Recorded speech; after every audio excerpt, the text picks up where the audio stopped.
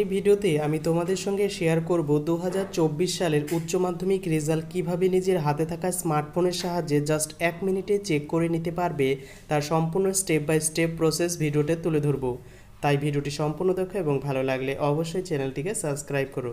তো সর্বপ্রথম তোমরা গুগল ক্রোম ব্রাউজারে বা গুগলে চলে যাবে এবং গুগলের যে সার্চ বার অপশন আছে এই সার্চ বারে তোমাদের চলে যেতে হবে এবং তোমাদের এখানে সার্চ বারে টাইপ করতে হবে WB results, WBRESULTS, WB results. এই অফিসিয়াল লিঙ্কটিতে আছে, সেখানে ক্লিক করবে। ক্লিক করার পর প্রথমেই যে একটি ওয়েবসাইট পাবে ওয়েস্ট বেঙ্গল রেজাল্টস, এই অফিসিয়াল ওয়েবসাইটে তোমরা ক্লিক করবে।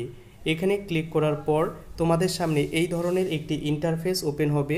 এখানে উপরে লেখা থাকবে ওয়েস্ট বেঙ্গল এক্সামিনেশন রেজাল্ট 2023-24 এবং তার নিচেই লেখা থাকবে লেটেস্ট অ্যানাউন্সমেন্ট।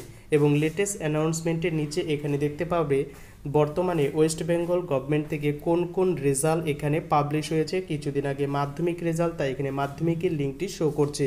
তো যেহেতু আর কিছুক্ষণ পর তোমাদের উচ্চ মাধ্যমিক রেজাল্ট শো করাবে, তাই এখানে কিন্তু লিঙ্কটি শো করছে না।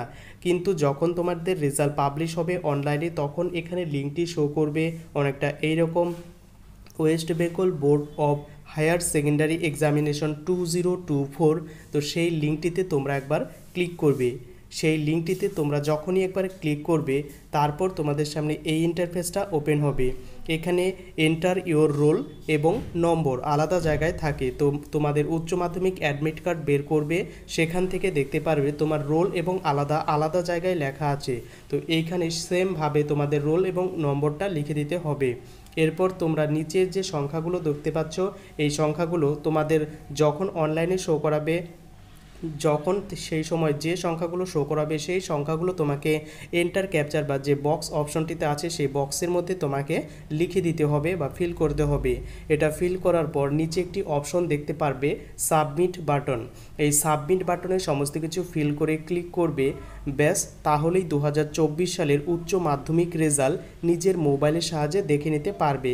তুমি কোন সাবজেক্টে কত পেয়েছো, কোন গ্রেড পেয়েছো, তোমার সর্বশেষে দেখাবে তোমার রিমার্কসে পাস নাকি ফেল।